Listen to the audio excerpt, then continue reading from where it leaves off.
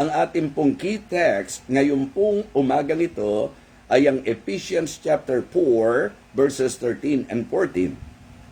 Till we all come in the unity of the faith and of the knowledge of the Son of God unto a perfect man. Yung perfect man po dito, mature man. Unto the measure of the stature of the fullness of Christ. At ang magiging resulta nito, that we henceforth be no more children, tossed to and fro and carried about with every wind of doctrine by the sleight of men and cunning craftiness whereby they lie in wait to deceive. Let us pray. Our gracious loving God, our Father in heaven, thank you so much for this wonderful day. Thank you for this very beautiful morning and for the opportunity once again to hear the precious words. Lord, I pray that you will empower me again. May you fill with your Holy Spirit, O God. Guide me, give me wisdom, and please, Lord, bless all the viewers. Bless all the listeners. Thank you so much because I know that it is your will for your children to mature in their Christian faith. Ikaw po ang aming pinangahawakan. Ikaw po ang aming pinagtitiwalaan. Salamat po sa mga masugid na taga-subaybay sa aming pong ministeryong ito. Ikaw na po ang umabot sa bawat isa aming Ama. Ito po ang aming panalangin sa pangalan po ng aming Panginoong Jesus. Amen. Amen. Okay, so ang ating pong topic is about Christian maturity, the marks and manifestations of Christian maturity. Mga kapatid, ito po yung dahilan kung bakit sinabi ko po sa inyo na ang magiging key text natin ay ang verses 13 and 14. Kasi nandoon po yung pinaka gusto ko pong tukuyin sa inyo ngayon at talakayin.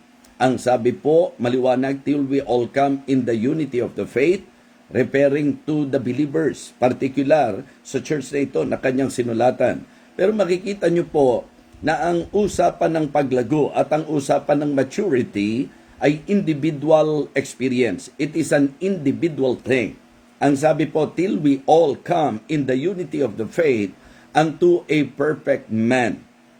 Ang church ay binubuo ng mga mananampalataya, and then the Apostle Paul said sa kanyang sulat na ito na hanggang lahat daw po ng mga mananampalataya.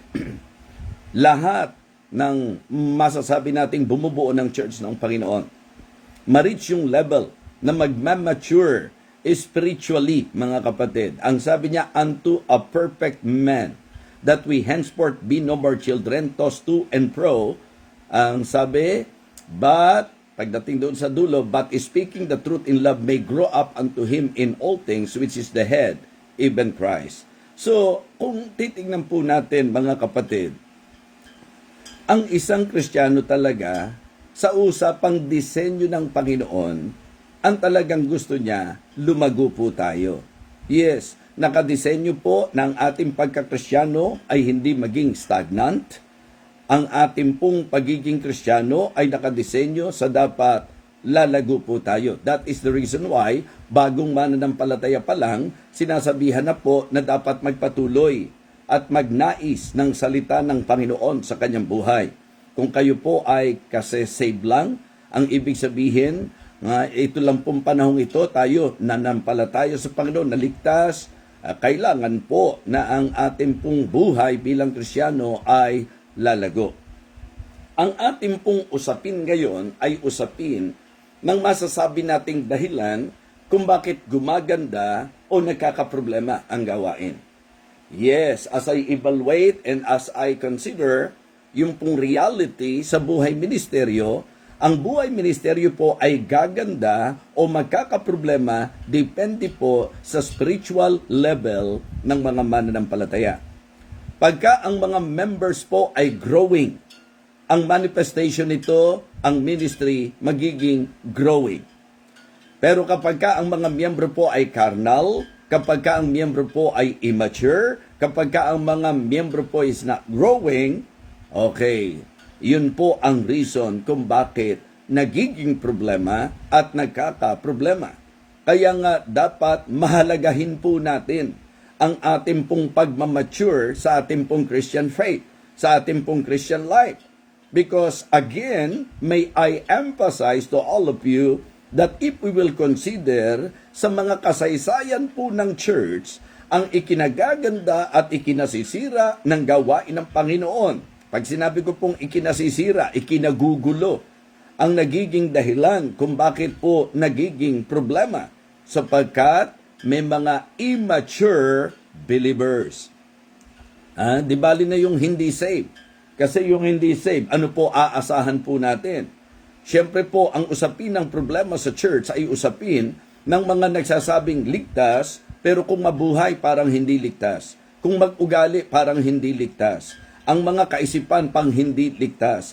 Ang mga pagnanais o appetite parang hindi ligtas. So, problema po yan.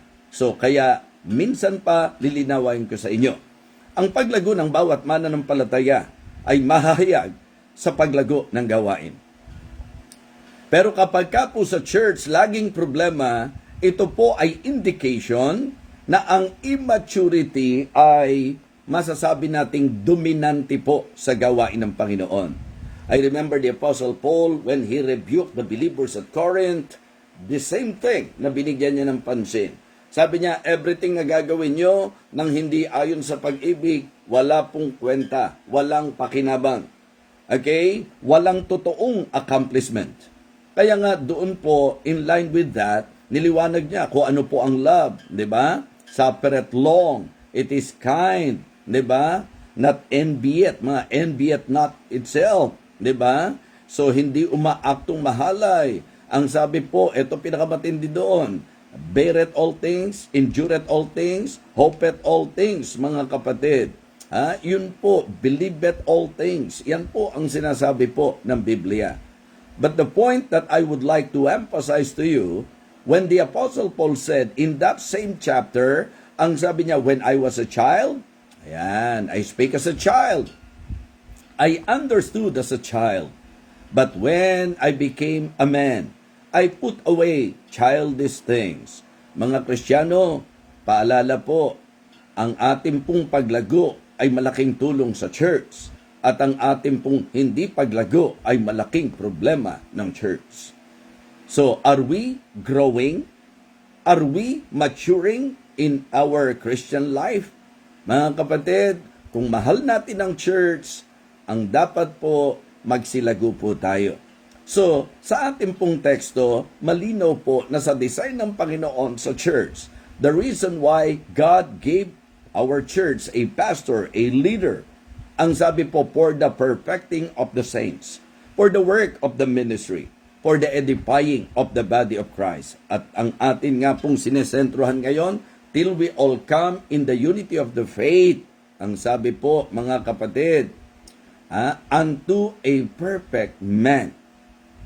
So, importante yung maturity talaga may Biblia na po tayo. At ang sabi, all Scripture is given by inspiration of God and is profitable for doctrine, for reproof, for correction, for instruction in righteousness, that the man of God may be perfect, truly furnished unto all good works. So, ngayon po, ito ang medyo atin pong bigyan ng atensyon. Are we growing?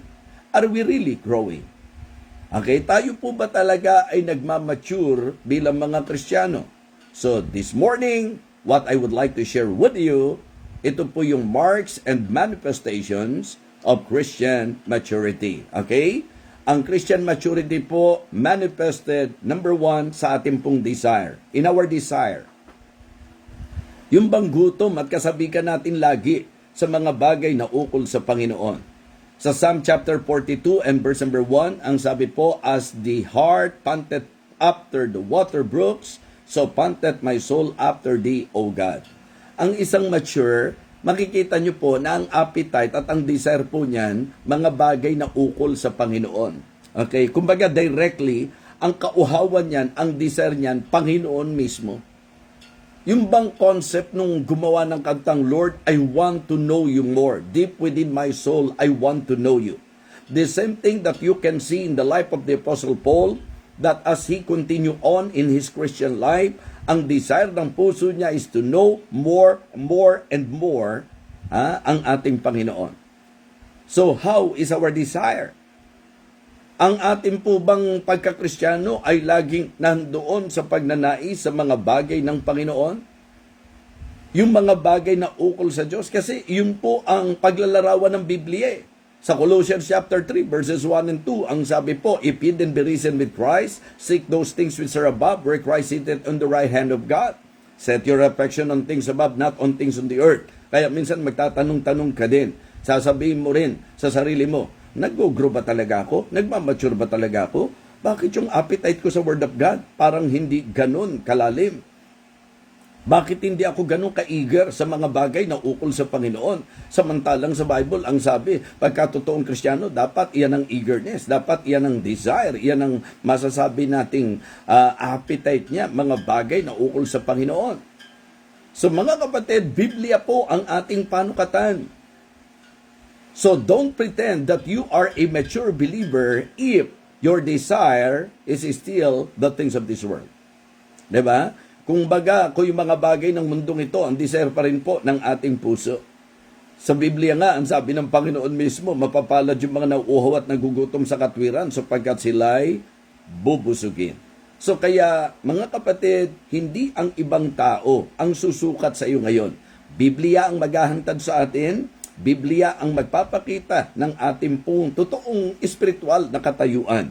Remember, sa Bible po, ang Biblia itinulad sa mirror. Makikita nyo kung sino talaga tayo, kung ano talaga tayo. Kasi possible na may mga tao, ang tingin sa atin, mature na mature tayo, ang tingin sa atin, dedicated tayo, ang tingin sa atin, faithful tayo, active tayo, pero tingin po yon. Ang magmamatter pa rin, yung kung ano yung totoong tayo. At ang unang puntos po natin, na manifestation ng tinatawag po nating Christian maturity is our desire. Yes, your desire will manifest and reveal yung spiritual standing. Kaya kapag ka ikaw yung, ang sabi mo, matagal ka ng Kristiyano, pero hindi mo na-enjoy ang mga bagay ng Panginoon, that is very questionable. Okay? Mahirap pagtagpuin yon.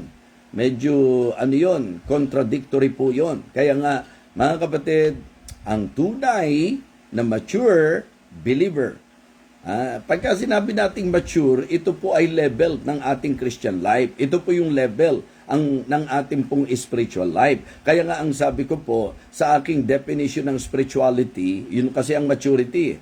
Yung kakitaan po tayo ng spirituality. And when we say spirituality, ito yung level ng life mo bilang Kristiyano na yung spirit mo mas malakas kaysa sa flesh mo. Yung spirit mo mas malakas kaysa sa will mo. So that is very important. To observe. Okay, ikaw, 'di ba? Ba't ang dali mo makipag-away? Ba't ang dali mong mag-give way doon sa mga bagay na hindi dapat? At bakit? Alam niyo po 'yon, mga kapatid, hindi natin magawa ang mga gusto ng Espiritu. How can we claim that we are mature? How can we claim that we are a mature believer kung hindi natin magawa yung mga gusto ng Espiritu? Sabi ko nga, yung patawaran, yung magandang trato sa isa't isa, yung pagmamahalan, yung pagpapahalaga sa isa't isa. Hindi po kadalasan, kaya may problema ang church, punong-puno ka ng sarili at hindi mo sinusunod ang gusto ng banal na Espiritu. So problema yan sa spiritual life.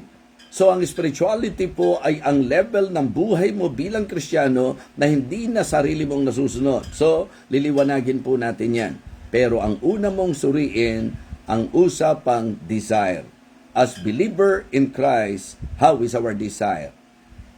'Di ba? At ano yung mga dinidesire mo talaga?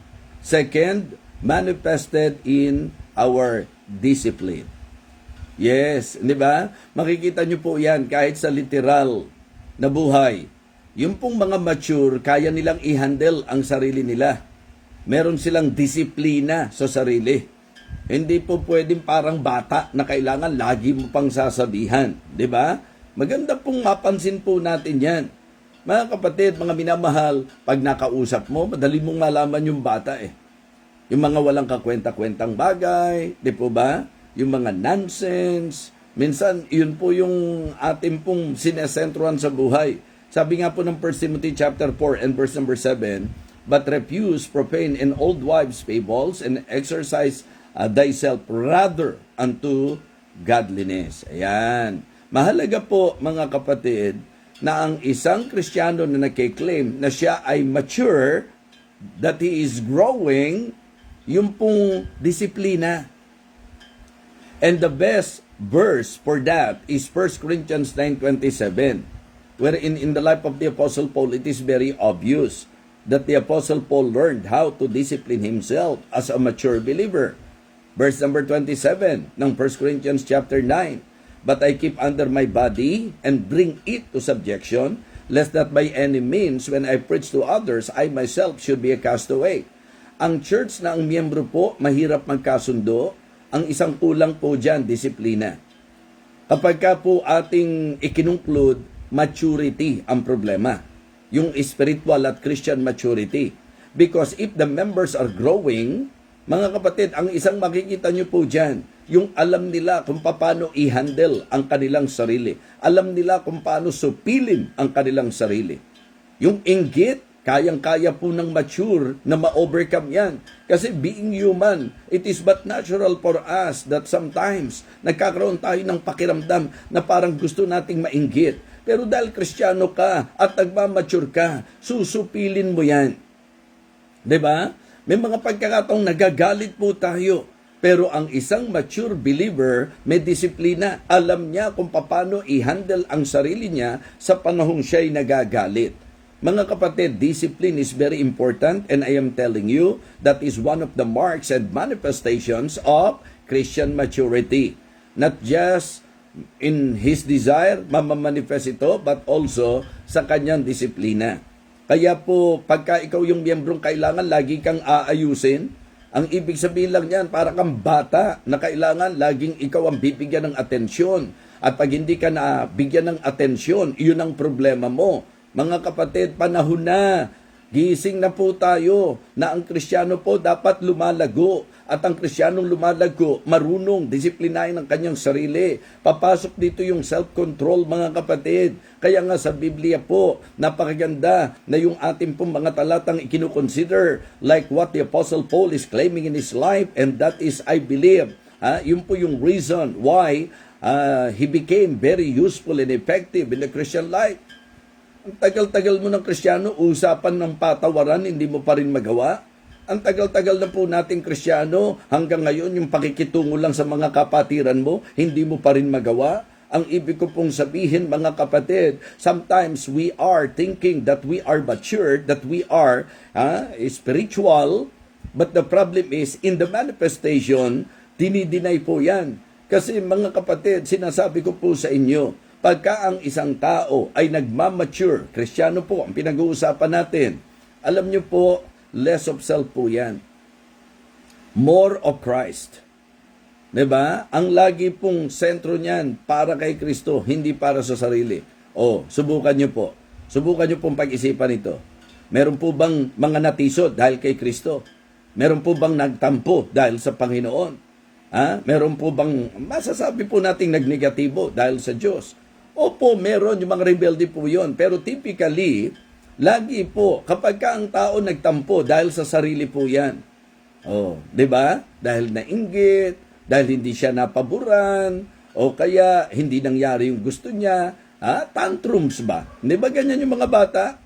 Pagka may gusto na hindi nangyari, magpapapadyak po yan, magtatantrums po yan. Kaya nga sabi ko po, ang iingatang sakit ng mga immature, yung tinatawag na temporitis, tophakitis, tisuditis.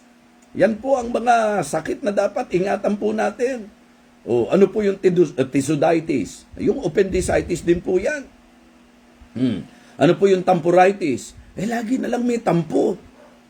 Mga Kristiyano ko, ang tagal-tagal nyo ng Kristiyano, hanggang ngayon, tampuhin ka pa rin. Mga kapatid, yan po yung sinyales that you are not growing.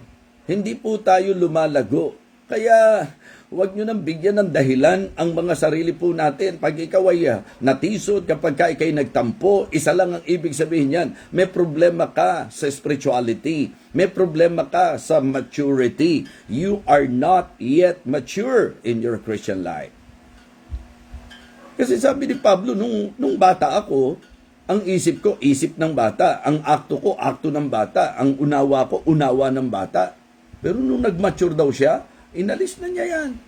Kaya mga kapatid, kung ikaw ay isa sa mananampalataya na talagang laging kaya may problema sa church dahil tempuritis ang sakit mo, o tisuditis mga kapatid, o tantrumitis, yan po, matitinding sakit yan eh. Pag hindi nangyari yung gusto, pag hindi naibigay yung gusto, diba? Magtatampo po yan at talagang ipaparamdam niya na nagtatampo siya. Mahiya po tayo sa Diyos. Siya po nagligtas sa atin at siya po hindi nagpabaya sa atin. Tapos eto ka, ang dinadahilan mo ibang tao, ayoko na sa church kasi di ba? Na-o-offend ako, natitisod ako, nagtampo ako kasi si pastor, kasi mga kapatid, yung nagiging object mo mali eh. Pag mature ka, looking unto Jesus ka, sa Panginoon ka nakatingin. Tapos pagka ikaw ay talagang mature, talagang wala ka na, hindi na para manaig pa ang katisuran sa iyo. Pero for that to happen, for that thing to happen, we need to be disciplined and to learn how to discipline ourselves. Yun po ang sabi ng Bible. Ang sabi po ng Bible, mga kapatid, ni Apostol Pablo, and I believe malaking factor ito sa kanyang maturity. But I keep under my body and bring it to subjection, lest that by any means when I preach to others, I myself should be a castaway.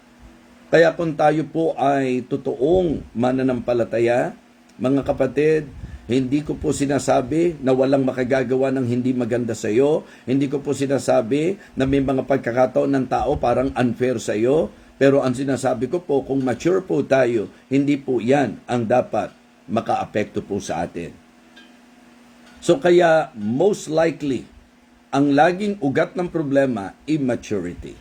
Okay? So, ang maturity, ang Christian maturity, nagmamanifest po yan sa desire, nagmamanifest po yan sa discipline, at syempre pa, nagmamanifest din po yan sa development. Diba? Kaya nga, maturity, spirituality, ibig sabihin, tingnan nyo po, even physically, meron pong mga pagkakataon na nagulat kayo. Nung ako po'y napunta sa La Union, yung isa pong anak ng pastor doon, na nung pinuntahan namin, talagang batang-bata yan. I mean, kung babalik tanawan ko po, pagka nag-speak po ako doon, talagang batang-bata as in, pag pinag-usapan ng build, pag pinag-usapan ng height, pag pinag-usapan po yung waist, mga kapatid, batang-bata.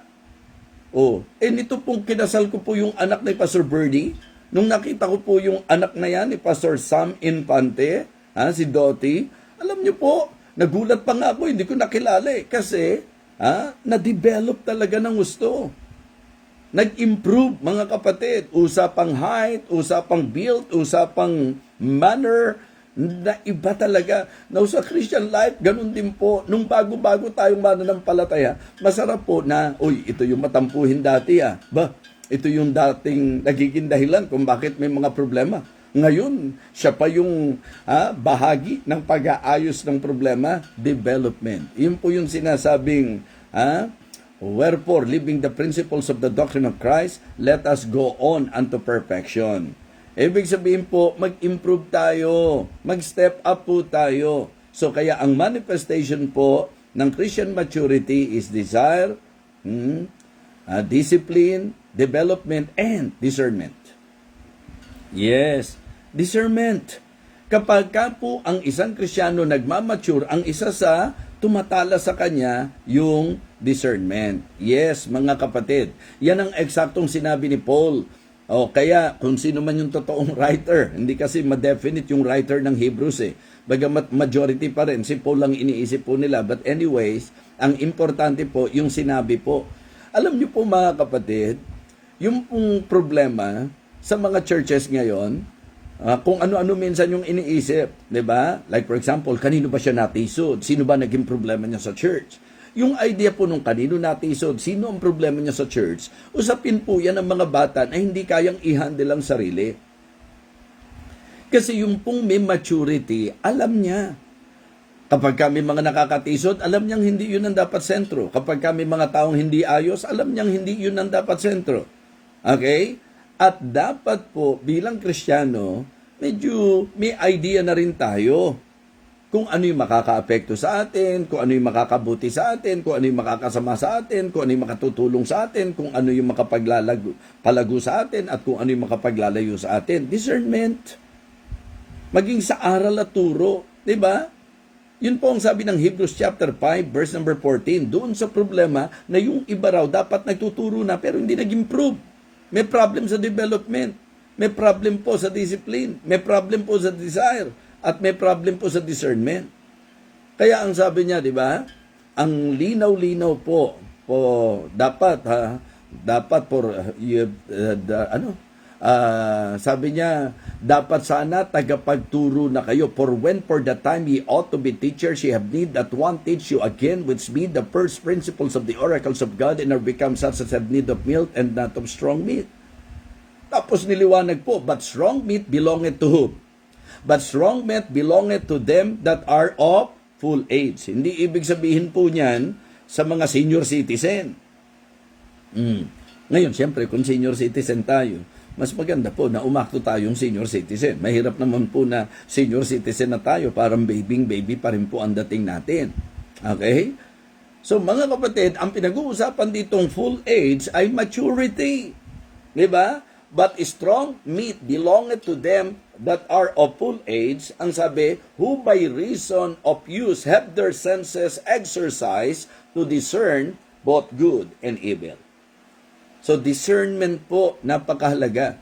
Doon sa teksto natin, ang ginamit, that we henceforth be no more children, tossed to and fro, and carried about with every wind of doctrine. Pagka ikaw medyo yung discernment mo, pang mature, ito yung hindi na yung pag may narinig ka, ang dali mong mahikayat. Pagka may narinig ka, ang dali mong matangay. Diba? Hindi mo naman po ikatutuwa na sasabihin na tangay ka. Diba? Gusto mo ba sabihin sa iyo, hoy, bakit tangay ka? Diba? Kasi ang isang Kristiyano na nagmamature, hindi po yan yung pagka may narinig, para bang nawala na po yung pundasyong matibay sa usapang doktrinang tama at totoo. So, yun naging problema po. Yun ang mga mananampalataya. Kaya ang sabi, binigyan ko kayo ng magtuturo sa inyo, mag-aalaga sa inyo, para tumibay kayo, para tumatag kayo, para maabot nyo yung talagang pagkakaisa ng pananampalataya. Tapos yung sa tamang sukat ng inyong pagkakristyano, para hindi na kayo parang mga bata, that we henceforth be no more children tossed to and fro and carried about with every wind of doctrine. Okay? Ganun din po mga kapatid. Sinasabi po ni Apostol Pablo sa Philippians chapter 1 verses 9 and 10, and this I pray, that your love may abound yet more and more in knowledge and in all judgment. Diba? That you may approve things that are excellent. Yun po yung sinasabi ni Apostol Pablo. Kaya mga kapatid, ang maturity po produces spiritual stability and yung pong clarity, enlightenment. Diba? Kaya masarap makausap yung tao na medyo yung discernment sharp. Nakakailan na po tayo. Marks and manifestations po ito ng Christian maturity. Una po, desire. Tama po? Yun ang una. Pangalawa po, discipline. Pangatlo po, development. Pang-apat po, discernment. Panglima po, dependence. Magmamanifest po ang maturity ng isang Kristiyano sa usapan po ng dependence. Ang isang malagong Kristiyano, kanino ang tiwala? Diba? Kadalasan po, medyo sablay po ito, ho. Ang pinangahawakan, matagal na siya, may posisyon siya, mayaman siya, sikat siya, kilala siya. Mga kapatid, ang tunay na mature, alam niya na sa lahat ng sitwasyon ng buhay, Diyos ang pagtitiwalaan.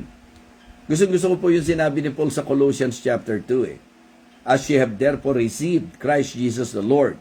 Ang sabi niya, so walk ye in Him, rooted and built up in Him, established in the faith as ye have been taught, abounding therein with thanksgiving. Ang complete at total dependence ng mature believer sa Panginoon lang po talaga. Hindi po yan nangahawakan at kakapit sa kung saan-saan. Ang tunay na mature ang dependence po ay sa ating Panginoon. So kaya please consider and evaluate our spiritual standing before God. It is good to somehow learn kung nasaan katayuan na po ba tayo, nasaan kalagayan na po tayo. And then, lastly, ang tunay na maturity ay makikita at mahayag sa ating pong devotion. Yes, in our devotion. Makikita rin po ang tinatawag na Christian maturity, ang spirituality po, mga kapatid. Hindi ba sa Romans chapter 12 yung lagi natin sinasabi? Ang sabi po, present your bodies a living sacrifice, holy, acceptable unto God, which is your reasonable service. And be not conformed to this world, but be transformed by the renewing of your mind, that may prove what is that good and acceptable and perfect will of God. Pagka ang isang Kristiyano devoto, completely, yung buhay niya, iyahain niya yan, iaalay niya po yan sa Panginoon. Sa Galatians chapter 2, statement of devotion po yan, mga kapatid. Yung pong sinabi niyang, I am crucified with Christ, nevertheless I live, yet not I, but Christ liveth in me. And the life which I now live in the flesh, I live by the faith of the Son of God, who loved me and gave Himself for me. Pagka ang isang Kristiyano po mature, ang devotion niya sa Panginoon, hindi na siya nabubuhay para sa sarili, kundi sa Panginoon na, mga kapatid. Kaya ang kanyang devotion, talagang pagsamasamahin niyo po lahat. Yung desire niya, yung talagang development, yun po yung focus niya, yun po yung sentro niya sa buhay, mga kapatid. Kumbaga, total surrender. That is basically the idea of what I would like to point out. Diba? I want to emphasize to you that the devotion of the Apostle Paul is very obvious because of his life na masasabi nating total, completely surrendered to God. Kaya pagka mature, may devotion po yan. Hindi po pwedeng mababaw ang kanyang spiritual life. Living for Jesus, di ba? Kasi yun ang sabi po I am crucified with Christ. Nevertheless, I live, yet not I, but Christ liveth in me. Mga kapatid, kamusta po ang ating debosyon? Sabi nga ni Pablo, Brethren, I count not myself to have apprehended, but this one thing I do, forgetting those things which are behind, and reaching forth unto those things which are before.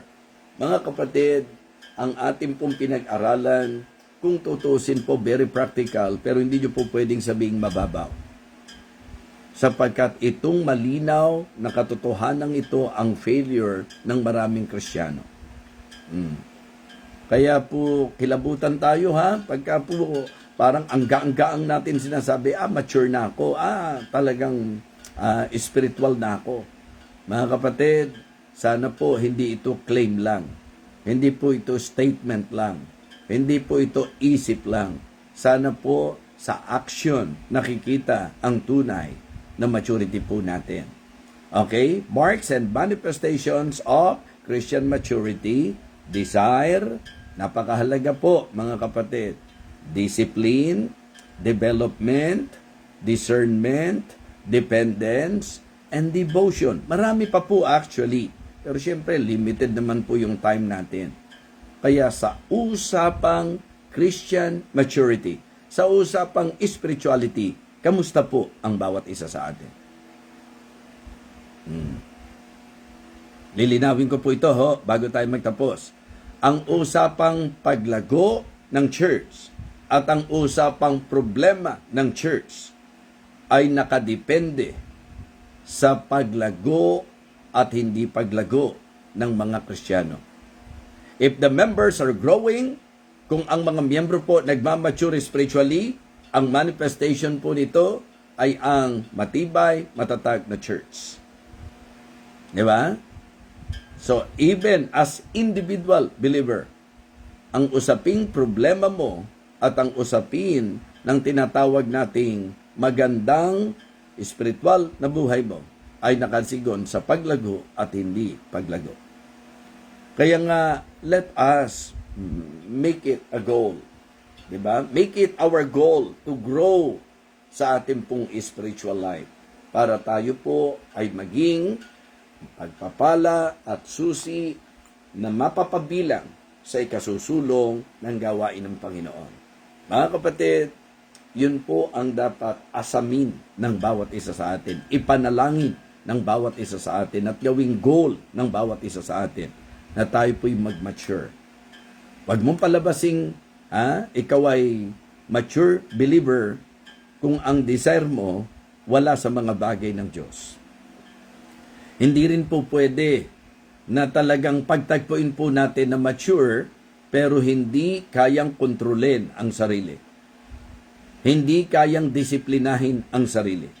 Hindi kayang supilin ang sarili.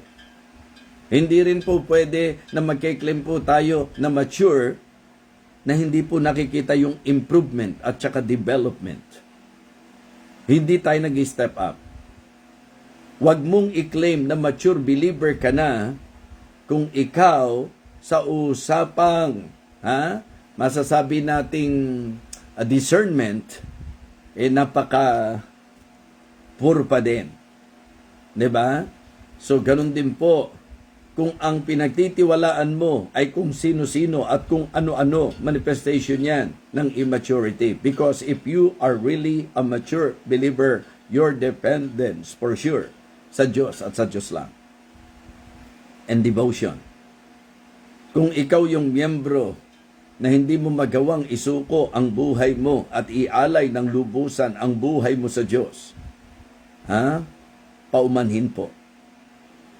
Hindi po convincing ang claim. If you are claiming that you are a mature believer at lagi kang nagtatampo, tapos on and off ka sa iyong spiritual life, tapos depende sa mood mo ang iyong buhay paglilingkod sa Panginoon, please understand. Medyo mahirap patunayan po at mahirap makumbinsi po ang Diyos at ang kanyang salita na tayo po ay mature. So kung mahal natin ang Diyos at kung mahal natin ang katawan ng Panginoon, if we really love the church, let us grow. Let us go on unto perfection. So mga kapatid, mga minamahal, walang kahit sinong humusga sa iyo at walang kahit sino na papayagan mong humusga sa iyo. Pero pwede po na magsuri tayo at ating pong tapatin ang ating sarili. Am I really growing? Can I really claim na talagang mature na ako sa aking spiritual life? Well, isang magandang pagkakataon po ito para sa self-evaluation. So, muli po, ipapasalamat ako sa inyong laging pagsubaybay dito po sa ating ministeryo. At wala po akong ibang panalangin kundi gamitin ng Panginoon ang bawat mensahe na inyo pong napapakinggan dito po sa Believer's Breakfast with BFDB. I hope na ang Diyos ay makakilo sa ating mga puso at ang message na ito ay makatulong sa ikagaganda ng takbo ng iyong buhay bilang Kristiyano at maging ng church na kinabibilangan po natin. Lahat para sa kapurihan ng Diyos. Ulitin ko po, manifestations, marks and manifestations of Christian maturity. Number 1, magmamanifest po yan sa ating desire. Mga kapatid, magmamanifest po yan sa ating pong discipline. Magmamanifest po yan sa ating pong development. Magmamanifest po yan sa ating pong discernment. Magmamanifest po yan sa ating dependence. At magmamanifest po yan sa ating pong devotion. After hearing this message, pwede po ba nating i-claim? At pwede po bang sabihin natin na, ay ako, mature na ako. Ako'y maayos na. Spiritual ko. Well, siguro po sa salamin ang salita ng Diyos ngayong umagang ito, magandang naliwanagan po tayo. Okay? Pahabol lang po ho, kung laging may problema sa church at ikaw ay kabilang at kabahagi po ng problema, yun po ay malinaw na indikasyon na meron kang spirituality problem. Kaya we better desire and pray to God that God will help us na tayo po'y mag-grow spiritually. Let us pray. Lord, thank you so much for talking to us through thy words. Thank you so much for giving me guidance and wisdom. Thank you even for the filling of the Holy Spirit. I pray, O Father, that you will continue to use this ministry not just to bless the people, but to teach the people, particularly believers. May we realize the importance of applying the message of God. And please, Lord, in this particular topic, nawa bawat isa sa amin ay naging totoo. Ang bawat isa sa amin ay nagsuri, Panginoon, at nagsalamin sa salita ng katotohanan. Sa iyo pong salita, dakilang Diyos namin na pakinggan. At kung nakita po namin na may problema sa bahagi ng aming spiritual life, nawa ito po ang maging pagkakataon na turning point upang maiayos po namin ang dapat maiayos. Napakaliwanag po ng iyong salita, Panginoon. Napakaliwanag na turo na ang church ay gaganda sigon sa spirituality ng mga mananampalataya. At ang church ay laging magkakaproblema dahil na rin sa spiritual problem at immaturity ng mga nagsasabing mananampalataya. Nawa ito po'y maging eye-opener po sa amin, naging enlightenment, Panginoon, at naging encouragement at the same time. Nagawin po namin kung ano po ang kalooban mo at kung ano po ang tama. Again, may you bless your people, Heavenly Father. Bless our day. At sa mga nasa ibang bansa, nawa pahingahin mo po sila ng maayos, bigyan ng maayos na pagtulog at magandang bukas para sa mga bagay na kanila pong haharapin. Thank you so much. We praise you, Lord. We thank you, Lord. Ingatan mo rin po kami sa biyahe. In Jesus' most precious name, Amen. Amen. So,